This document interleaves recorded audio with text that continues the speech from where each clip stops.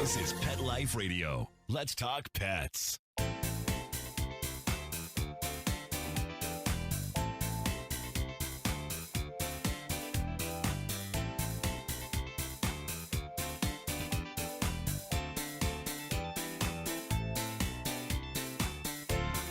Welcome to Covered in Pet Hair, a boozy web show for pet lovers on Pet Life Radio. I'm your host, Isabel Alvarez-Arata, and today I have the pleasure of having a drink and a chat with every dog's best friend. I'll tell you all about him and introduce you as soon as we come back from these messages from our sponsors. Welcome back to Covered in Pet Hair. I'm your host, Isabel Alvarez-Arata. And today I have the pleasure of having a drink with a lifelong Utahn, a pet parent, author, entrepreneur, influencer, daily Facebook liver, dog person, box wine drinker, whiskey lover, husband to Ariane, dog dad to Wolken and Montu, and all of the raw-fed dogs in all of the land, Scott J. Marshall II. Welcome, Scott. Well, thank you for such an exuberant introduction. Well, you have absolutely earned it. I hear there's a Scott Marshall I that's celebrating a birthday today. Is that right? Yes, there is. And that is my dad. In fact, our names are so identical that I have accidentally received a traffic ticket that was my dad's, actually. And I was like, I am pretty sure this is not mine because I was not here in that place on that date driving. Dad, stop getting traffic tickets and blaming it on your child. That's not cool. It was so funny. I was like, at first I didn't realize what was going on because it was like, birth date 1965. I'm like, no, definitely not me. Not me. Well, let's propose a toast to him. What shall we toast to? That he's actually still here because he went through something called a AAA a couple of years ago, and it has something like if I remember correctly, less than a 1% chance of survival when it happens. So much so that he was actually contacted by several different medical journals asking about, his lifestyle growing up, his current lifestyle, because that combined with how far away from the hospital he was, which is about 40 minutes, there's no way you should be alive. Like, you should be dead. And the AAA is basically where one of the main arteries that goes down into your abdomen, just out of nowhere, no signs. You could have been at the doctor that day being checked out, and it just goes poof, just explodes, just done. So he got really, really lucky. So cheersing to him still being here, because 99% he shouldn't be. To Papa Marshall, here's to you and to many more birthdays and to your health. Cheers. Cheers. So what are you drinking today, Scott? Is that whiskey? Yep, this is Crown Royal. It is one of my favorites, although I have to say that Crown Royal XR is really my favorite, but that's an expensive glass of whiskey. Well, I appreciate you having a middle shelf liquor. There's the top shelf, middle shelf, and bottom shelf liquors. I appreciate you doing a middle shelf today for the occasion. At least, I may not be worthy of a top shelf liqueur, but at least I'm not bottom shelf, right? Yep, there is nothing worse. I don't know, maybe a wine hangover, but there's nothing worse than a bottom shelf whiskey hangover. It's not good. It's not good. We don't want that. Speaking of hangovers, anybody who wants to participate in our drinking game, anytime you hear this word, take a drink, but please make sure you're also over 21, that you're not drinking and driving, and you always drink responsibly. So I'm having a caipirinha in honor of raw feeding. It's made with cachaça, which is a Brazilian rum. And I love caipirinhas. They're kind of like a mojito, but without the mint leaves in it. You muddle lime and whatever else you want. We have a little bit of jalapeno in there. My husband makes these, but I kind of tell him what to do and what recipe I like. There's a little bit of jalapeno in here, lots of lime, vitamin C, right? And ice with a bit of agave nectar to give it a little bit of sweetness. I like to top it off with a splash of soda or sparkling water just to make it a little lighter. And it's as close to like a green juice as I can get with a cocktail. So cheers to your health. Cheers. Yes. Okay, so the way I start this show is to have a game for every one of my guests, which I personalize to the topic that we're discussing and to their expertise. Today, I have come up with wrong, so that you can tell us all the misconceptions that you've ever heard about raw feeding. You're going to have maybe a minute or two. Just tell me really quickly, back to back, all the myths, all the misconceptions, all the non-truths you've heard vis-a-vis raw feeding. Number one, you can't mix raw and fresh foods. It's totally, totally incorrect. Number two, you can't mix fresh foods and kibble because they digest at different rates. It's absolutely ludicrous. Every single food that your dog has ever eaten digests at different rates. So that reasoning is totally, it doesn't make any sense whatsoever. PMR diets, ratio diets, etc., are balanced. Wrong. 80-10-10 ratio diets, barf diets can be balanced simply by rotating through enough proteins frequently enough. Wrong. Incorrect. Your dog should eat your foods frozen solid for them to avoid catching any type of, choking hazard or something. Wrong. Your dog is going to catch salmonella from eating fresh foods or E. coli or something. 99.9% wrong. Dogs can't possibly get salmonella at all. Also wrong. Gosh,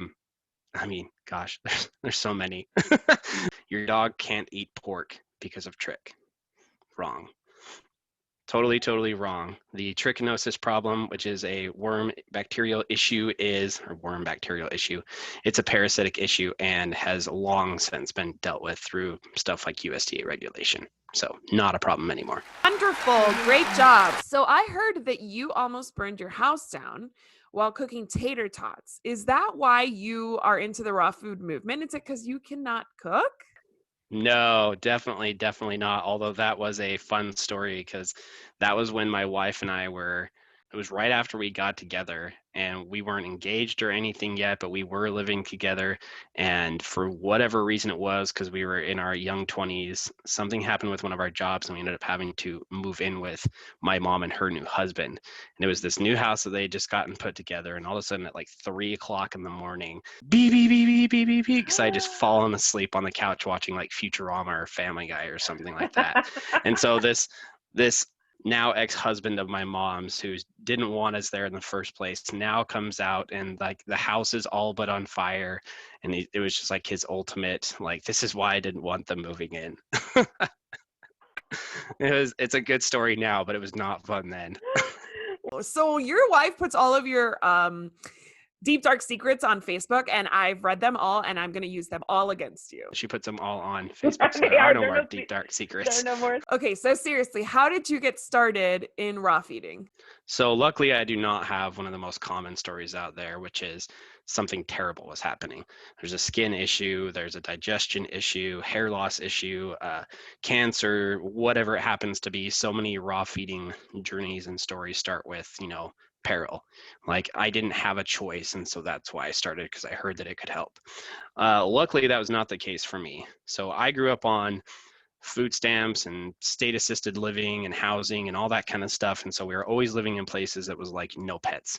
You can have a goldfish if you want, but nothing with fur, definitely. So I always wanted a dog, but we could never have one. And so when my wife and I finally got into our own place post almost burning a house down, it was like, all right, it's time to get a dog. And so I started doing all of basically what I do with everything. I can't buy anything. I can't get, fancy new microphones for live streams or anything without doing research on it. And so I started looking into what's the best food bowl? What's the best leash? What's the best this, that, and the other thing? And of course, you come to the question of, well, what do I feed this little guy? And thank my lucky stars, and I make this example in pretty much every interview that I'm on, but thank my lucky stars for this one person. Her name's Vanessa, and she lives in Scotland, and she made one comment one time. It was like, have you considered raw feeding? And we talked for a couple of years after that happened, but I was like, I have no idea what that is. And I just went down the rabbit hole, and it all started from there. And so I researched that for something like 8 to 10 months, almost a year, something like that, before we actually fed our first raw meal. And it's just been, cornily, it's been history ever since. You have a certification. Your certification is that you are a raw dog food nutrition specialist.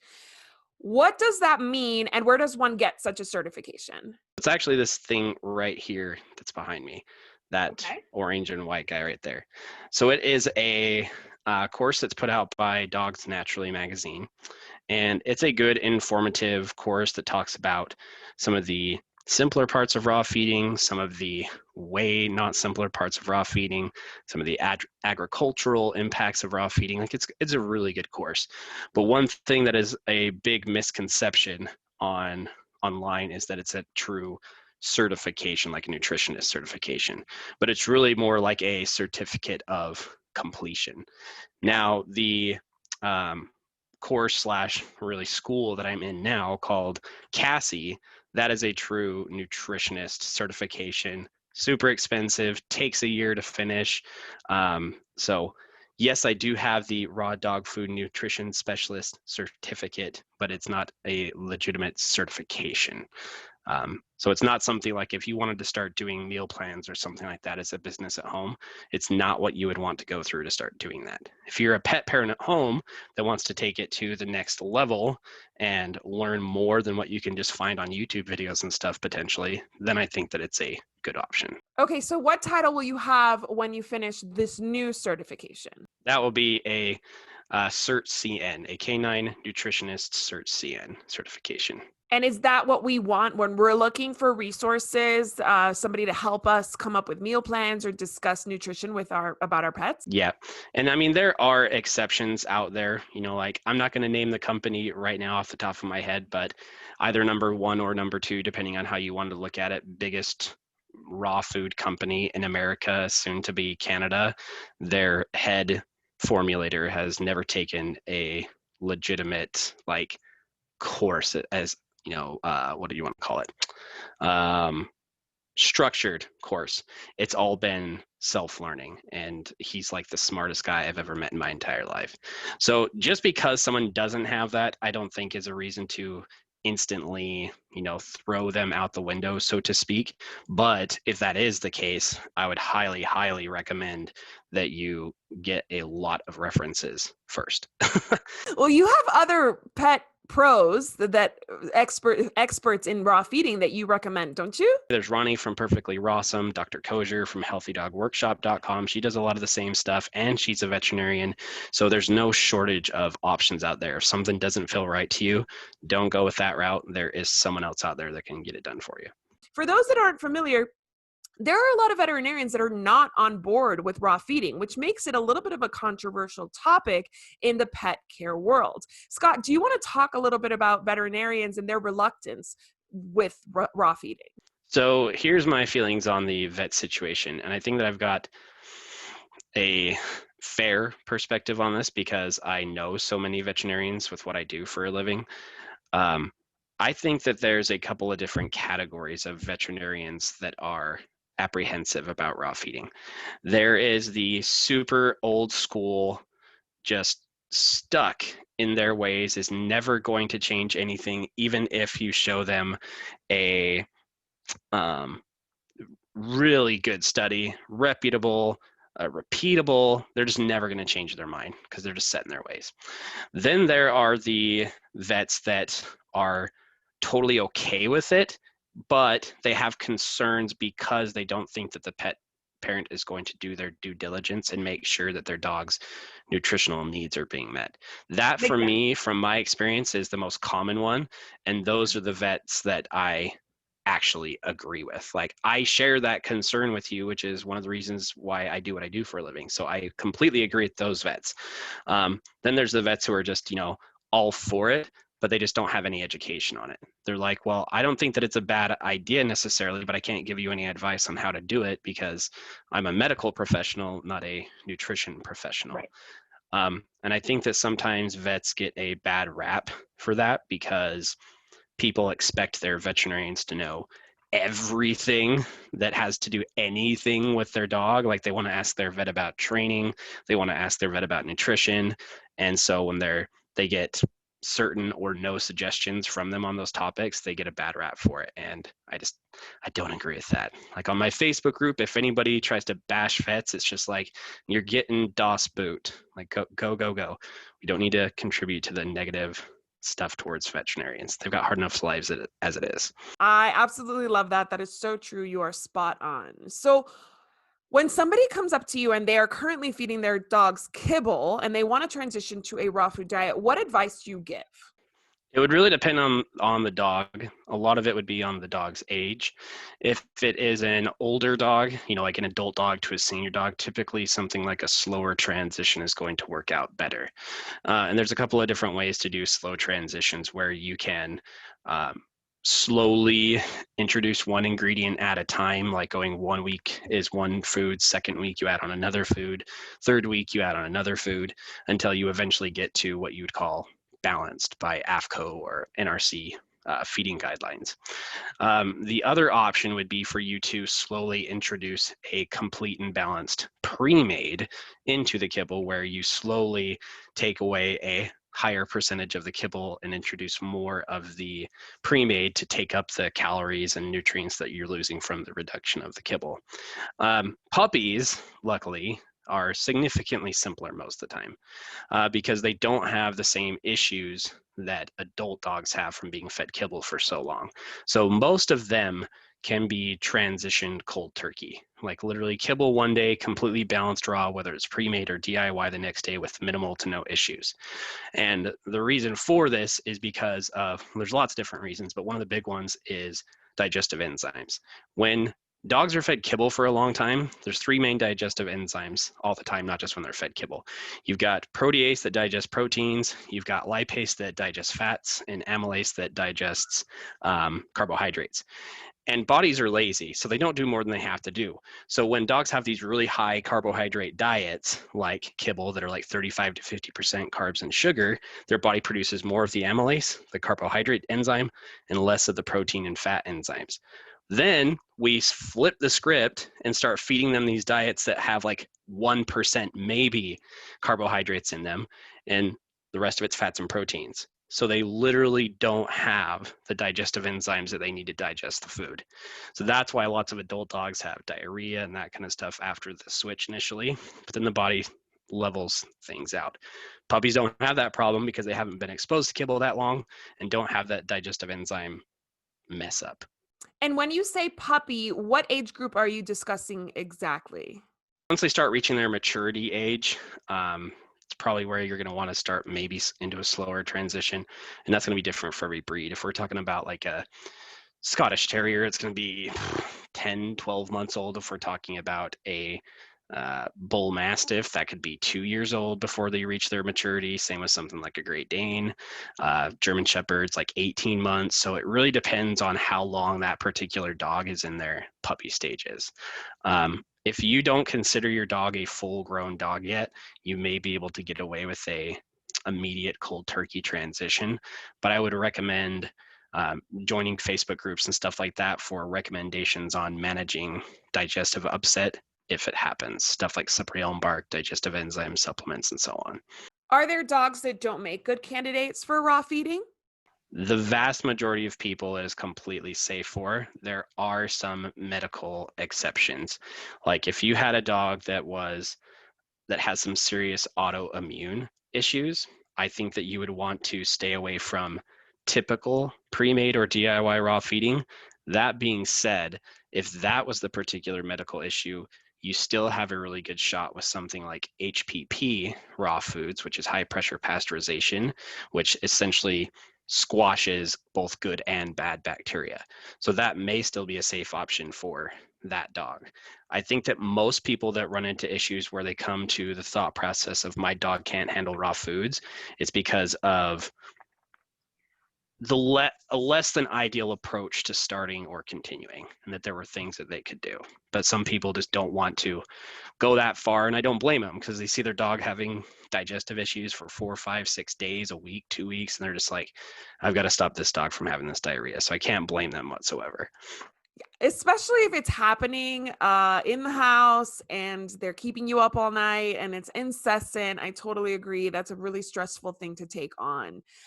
So we're going to take a break right here and we're going to come back with Scott, what he's going to tell us more about all that he knows about raw feeding and all that he offers pet parents who want to make the transition or who want to improve upon whatever they're doing right now. We'll be right back after these messages from our sponsors. Welcome back to Covered in Pet Hair on Pet Life Radio. I'm your host, Isabel Alvarez-Arata, and today I have the pleasure of speaking with the dog dad from Raw Feeding 101, Scott J. Marshall. So I want to go back to our conversation about the nitty-gritty of raw feeding by asking you, Scott, what did your dogs have for dinner last night? So my dogs last night ate an NRC balanced meal, or at least the last portion of their NRC balanced daily meals. And it had pork, chicken bones in the form of chicken drumsticks, oysters, sardines, beef heart, beef liver, or no, it was pork liver last night, a vitamin E supplement, vitamin E oil supplement, a kelp powder supplement, a flaxseed oil supplement, and ground ginger spice for manganese because we don't have any green tripe. And I don't think that I'm missing anything, but I probably am. And I'm curious as to what you and your wife had for dinner last night. We had surf and turf last night. So my wife made steaks and shrimp, so it was really good. And the funny part is we're going out to Red Lobster tonight, so it's probably going to be another surf and turf night. Just someone else is going to make it. The reason I ask is I was thinking maybe you fed all those nutritious things to your dog. Meanwhile, your wife and you are having a dinner of dinosaur-shaped chicken nuggets, which I hear are a big staple at your house. Yeah, definitely. At least for me, it is. Well, I feel like this is what happens with raw feeding families, people who feed their pets like these amazing meals, and they're all fresh and wonderful, and they have these cuts of meat that, you know, most people would only dream of having on a nightly basis. Well, they end up, the humans, the pet parents end up having like peanut butter and jelly at the counter while their dogs are like feasting like kings and queens. So let's talk about that. Let's talk about budgets and the COVID and the prices of food going up and timelines and time commitment. Can you talk about how realistic this is for the average family? I know everybody's situation is going to be different, but how does this look for an average family? I'll say it this way, and we can go into more detail if you want to, that it is 100% going to be more complicated than feeding kibble, because kibble is just scooping it out of the bag, right? But on the other end of that coin, or other side of that coin, it is not nearly as complicated as people make it out to be. And that doesn't, even if you go the balancing to AFCO or NRC standards side of it, the execution as far as like meal prepping and stuff goes is no more complicated. And I think that that is something that if you're going to do DIY raw food, and even if you're doing pre-made raw foods, doing meal prep is for me an absolute essential. Like Ronnie from Perfectly Rawsome does not do meal prepping, and she's just as busy, if not busier than I am, and I have no idea how she does it on a daily basis, because that would drive me nuts. I just want to do 20 or 30 meals all at the same time, so all I have to do is pull them out of the freezer the night before and feed portions of them the next day. Okay, and when you say food prep, how often does that happen, or is it supposed to happen? Depends on how much freezer space I've got. If I've got enough for 2 weeks worth of containers to go into the freezer, then 2 weeks is what it's going to be. If I've got 3 weeks worth of room in the freezer for meal containers, then it's 3 weeks. So it really just depends on how much freezer space I've got, which is an interesting dynamic sometimes, and only really raw feeders would appreciate the funniness of it, where you want more freezer space so you can do more meal prepping. So you buy more freezers, but then you just fill them up with more food and you don't have any room for containers afterwards. So it's like you're trying to fix a problem, but you just make a bigger problem by buying more freezer space. Yeah, it's a big time commitment. It is. I used to feed my dogs a homemade raw diet, so it was not something that we did specifically for them. We found the recipe from a nutritionist and we recreated it. But it was a lot of work. It was very time consuming, and we too had a freezer full of food, or empty completely because we hadn't gotten around to food prepping. So we bought the deep freezer, and yeah, it was like a double-edged sword. Sometimes it was too full, sometimes it wasn't full at all, reminding you that you didn't meal prep. And it's a huge undertaking, but it definitely, I mean, they did amazingly well on that food. And if it wasn't for the fact that I'm a very busy mom of 2 very young children, and my husband travels a lot and works a lot with very little childcare, especially now during COVID. My dogs would still be eating raw, but they don't currently. So let's dive a little bit deeper into cost. So if you had to give me an estimate, let's say a medium-sized dog, about 40 pounds, how much would it cost to feed this dog on a monthly basis? For me, there's 2 really big things that come down to reducing cost, and it's going to be anywhere depending on that dog of what you have to feed that dog. I would say that you could get away for 1 month for one dog somewhere between the $100 and $200 range, depending on how you went about it. And the dog, because some dogs are going to be just the easy dogs who don't have sensitivities to anything. And so you can literally buy them anything that's available, the cheapest stuff that you can find, and feed it. There's going to be some dogs that have like a chicken sensitivity. And so you can't just go to the grocery store and buy chicken drumsticks and wings and that kind of stuff. You've got to find alternative sources like duck or whatever else it happens to be. So somewhere in that 100 to 200 range, depending on what your dog is going to need. And I think that you can drastically reduce your costs by, well, first, there's a video on the YouTube channel, search Raw Feeding 101, 16 ways to save, 16 different ways to reduce your costs. But 2 of the really big ways is 1, look for stuff locally. Buy as little or minimal things offline as you can. Not because I don't like the online raw suppliers, but because whatever the cost of your food is, it's plus shipping. And how much more food would that shipping money have bought you if you could find it locally? And the second thing is to do stuff like freezer cleanouts. You know, hunters looking to make space for this year's elk or deer that they pulled a tag for. I know people that do this so efficiently that they feed multiple large dogs and literally virtually spend nothing every month because they're just so good at sourcing that way. So it's a really big, I like to call it the cost equation, where the more time that you spend and the more creative that you are with your sourcing, your lower your costs are going to be. The less time that you spend and the less creative that you are with your sourcing, the more expensive that it's going to be. It's just like anything else. Convenience costs more. You know, you can drive 2 minutes down the street and still grab a gallon of milk from the gas station, but it's going to cost you $5 when driving all the way to the grocery store would have cost you $1.50. So you're going to pay for the convenience. Right. And your options are going to be a lot more limited because, you're not going to have all the options that you would have at a grocery store. So sourcing is super important for our human food. So why would it be any different for dogs, right? So tell me, how high quality does it have to be? Does it have to be organic? Can we get away with some kind of bulk purchase at a Costco or a Sam's? Number 1 over everything else is that I think that we should all do the best that we can do, and the best that you can do is all that you can do. So if you can afford, source, all that kind of stuff, everything organic, non-GMO, humanely raised, no chickens in concrete barns, that kind of thing, then that's what I think that you should do. And with every ingredient possible, you should source the best that you can.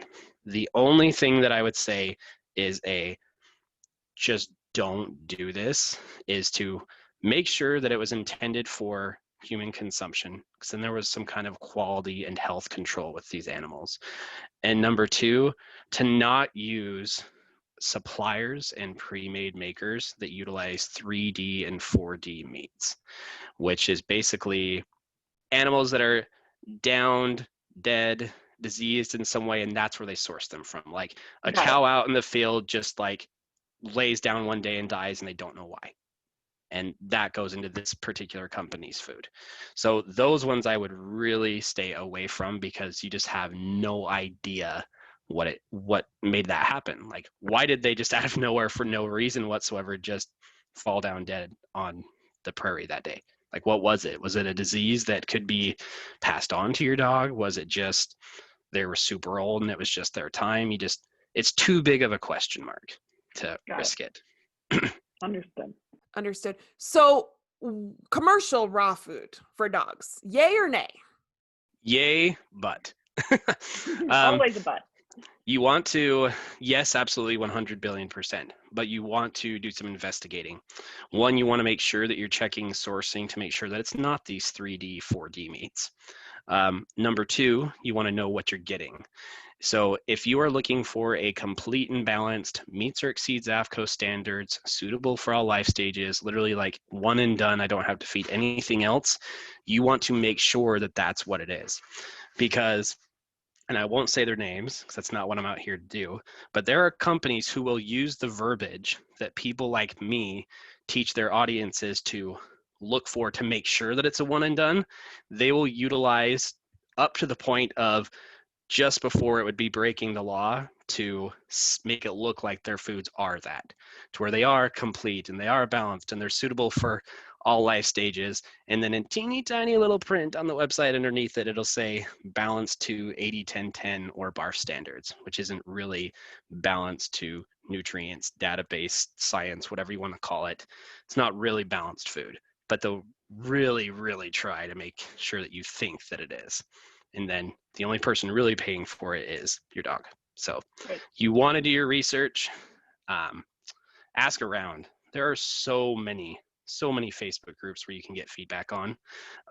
If you don't like the people that are out there doing videos like me or whoever else, there's literally tens of thousands of pet owners in these groups that can give you feedback. So just make sure that what you're feeding is what it says that it is.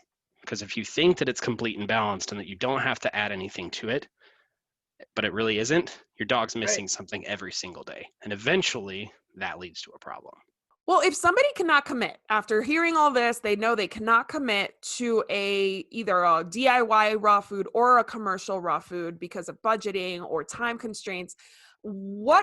You mentioned that you may be able to mix raw food into kibble and do a little bit of both. And that's great news because I had never heard of that. Can you talk about that? Yeah, you 100% absolutely can. And the thing that I said after that during our little game was that the biggest reason people say that you can't mix the two of them is because they digest at different rates. And so it's going to cause digestive problems for your dogs. I've heard that. Coming from and I almost hate to use this word because it sounds so douchey, but from a scientific standpoint. You're allowed to say that word on this show. You're good. All right. It sounds douchey, like let me fix my glasses with my nerdiness or something. But from a scientific standpoint, it makes no sense whatsoever because literally every single thing that your dog eats digests at a different rate. Your freeze-dried liver treats are going to digest at a different rate than your dog's chunks of pork meat, whatever it happens to be. So it's just a totally invalid, totally ridiculous, long since disproven point of view. So in regards to the question about what can they do if they can't fully commit, you can mix in so many different ways. You can go 50-50. You can add stuff right on top of the kibble like eggs and kefirs and so many different toppers. You can add processed veggies because, pro tip, you do not just want to feed raw veggies. They don't have the enzymes to break down whole veggies. Got to liquefy them first.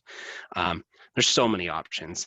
In fact, there is an article on perfectlyrawsome.com, Ronnie's website. She's one of my good friends. She's squad life, if you will. But she has a really good article on mixing kibble and fresh foods, like dry foods and fresh foods.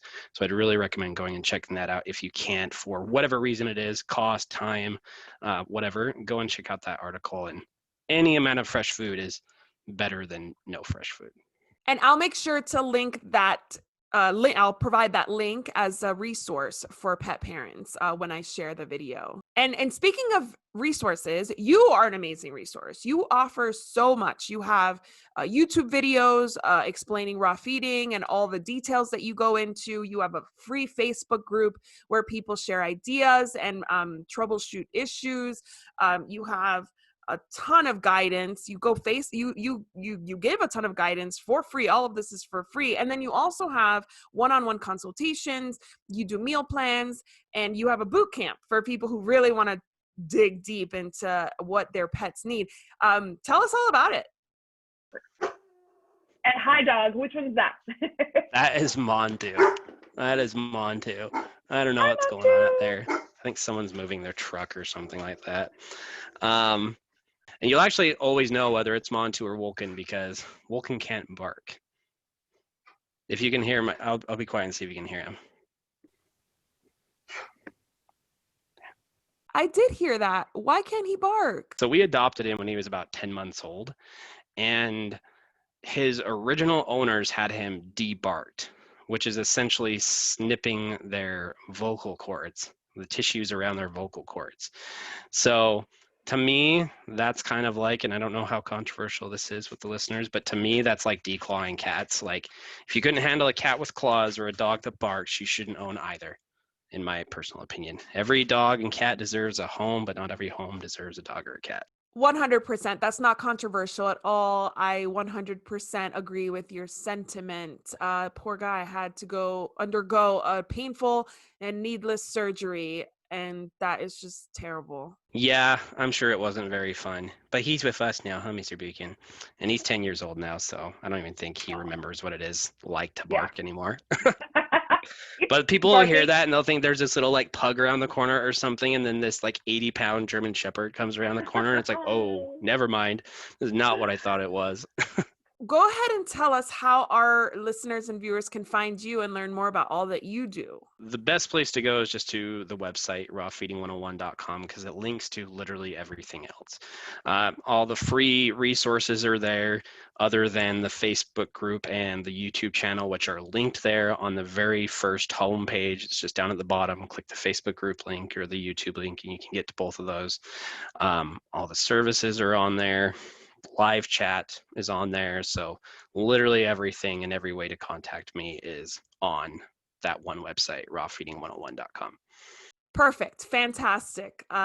You also have some rules for your Facebook group. No criticizing for the sake of criticizing. Everybody needs to be positive. It's a great group. I'm part of it. Tell us about the group and who would benefit from joining. It's mainly for people that are raw feeding or interested in learning about raw feeding. Only because in my experience over the years, if you start going, and we allow like conversations about mixing and stuff too, but if someone asks for cooked diets or something like that, we recommend that you go into like a cooked diet Facebook group, because we don't know anything about it here, so we can't give you good advice. And that's really what the siloing of the topic is we can't give you good advice for it, so we don't want to discuss it here. It's like, we don't allow people to ask about medical issues because we can't provide medical advice. We can't help you with training. We can't help you with cooked diets. We want to focus on the thing that we can really help you with. And yeah, we try to focus really, really hardcore on making it a positive environment and a non-critical environment, because so many of the Facebook groups for raw feeding on Facebook have terrible reputations because they're so, dare I say, vicious, especially with new people. So we try to encourage positive conversations, no judging, no criticizing. It's like we have several other small rules, but that's like our big one shining rule is don't comment just to criticize someone. So if you do, you're either going to get muted or blocked altogether, depending on what it was that you did, because no one's here to hear your negative opinion. We're here to learn about fresh foods, which can be difficult sometimes when you've got, like right now, I think we're sitting at 46,500 people. So it can become difficult, but that's why you build a really good moderator team that can help you out with that, because you can't watch something 24 hours a day. So yeah, the Facebook group is probably, out of all the stuff that I do, I would say that the Facebook group is probably personally my best accomplishment, just because it impacts the most people directly. You can get on and talk to people. You don't just have to listen to me or this other person on YouTube, that person on YouTube, this person on Facebook. You can literally talk to tens of thousands of other people that are sitting at home just like you. And I know that a lot of the groups on Facebook can have really high numbers, but very low people that are actually active in them. And I actually check that stuff regularly. So out of 46,000 people, 40,000 of them are regularly active every month. So someone has an answer to a question that you've got, I promise. Thank you, Scott, for sharing all of your knowledge and expertise with us. I know I've learned a ton, and I am so happy to have you on the show. Just want to propose a toast to you for everything that you give, To all of your followers and clients, I'm sure that there's plenty more than we didn't even have a chance to talk about that you've done for families and their pets. So cheers to you. Cheers to our executive producer, Mark Winter, for making this show possible. And to you, our listeners and viewers, thank you for spending your time with me. Here's to a life covered in pet hair, because there's no better way to live. Cheers. If you want to learn more about Covered in Pet Hair, please visit coveredinpethair.com or petliferadio.com. We'll see you next time.